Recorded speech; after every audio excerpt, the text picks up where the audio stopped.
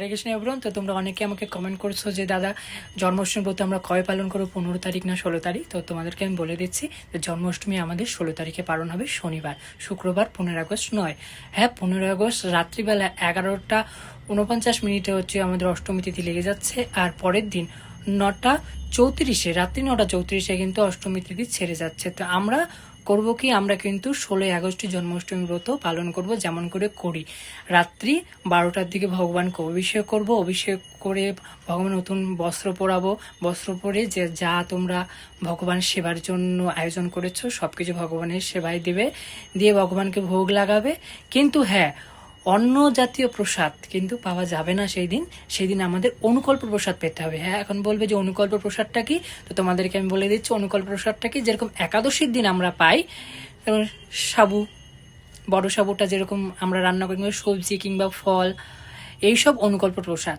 শস্য জাতীয় জিনিস পাওয়া সেদিন চলবে না। অনুকল্প প্রসাদ পেয়ে আমাদের ব্রতটা পালন করতে হবে।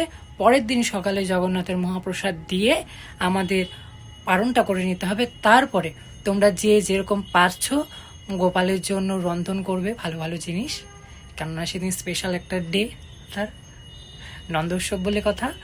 তো ভগবানের জন্য যার যেরকম সামর্থ্য আছে তোমরা সেরকম করে রান্না করে গোপালকে ভোগ লাগাবে, লাগিয়ে নিজেও প্রসাদ পাবে, বাড়ির সকলকে নিয়ে একসাথে বসে ভগবানের মহা অমৃত প্রসাদ তোমরা পাবে। এই করে কিন্তু জন্মাষ্টমী ব্রতটা তোমরা পালন করতে পারো। আর আরেকটা কথা বলে দিচ্ছি তোমাদের, যেটা ইম্পর্টেন্ট কথা, অনেকেই আছো যে হচ্ছে অসুস্থ আছো, সুগারের পেশেন্ট আছো, তো জন্মাষ্টমী ব্রত আমরা কি করে করবো? আমরা তো নির্জলা করতে পারবো না। তো নির্জলা করার কোনো কথাই নেই। 3 রকমের উপবাসের কথা শাস্ত্রে বলা হয়েছে, নির্জলা, সফলা এবং জল খেয়ে। তোমরা যদি নির্জলা করতে পারলে তো খুবই ভালো, আর যদি নির্জলা করতে না পারছো তাহলে জল খেয়ে নেবে, শরবত খেয়েও তোমরা উপবাসটা করতে পারো। আর তাও যদি অসুবিধা হয়, যাদের ডায়াবেটিসের পেশেন্ট আছে, সুগার, তাদের যদি শরীরে অসুস্থতা থাকে, তোমরা ফল খেয়ে উপবাসটা কিন্তু পালন করতে পারো, তাতে কোনো অপরাধ নেই।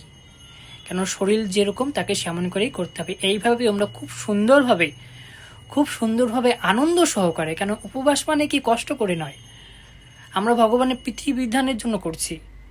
তো ভগবান বলেছে আনন্দ করো, ভগবানের সেদিন প্রাকট্য উৎসব, ভগবানের জন্ম হয়েছে সেই দিন, আমাদের কত আনন্দ। তো আনন্দ সহকারে তো উপবাস করে আমি হচ্ছে শুয়ে আছি, আমি দুর্বল হয়ে আছি, আমি কোনো আনন্দ করতে পারছি না, তাহলে কি লাভ, তাই না? তা আমরা ভগবানকে আনন্দ দেওয়ার জন্য, ভগবান নিজে আনন্দ করবো, ভগবানকেও আনন্দ দেব। সেদিন খুব আনন্দ করব, হইচই করব, ভগবানের কীর্তন করবো, ভগবানের গুণগান শ্রবণ করব, গোপালকে খুব আদর করো, গোপালকে ভালো ভালো ব্যঞ্জন দিয়ে ভালো ভালো খাবার দিব। এ করে জন্মাষ্টমী তোমরা পালন করতে পারো। হরে কৃষ্ণা।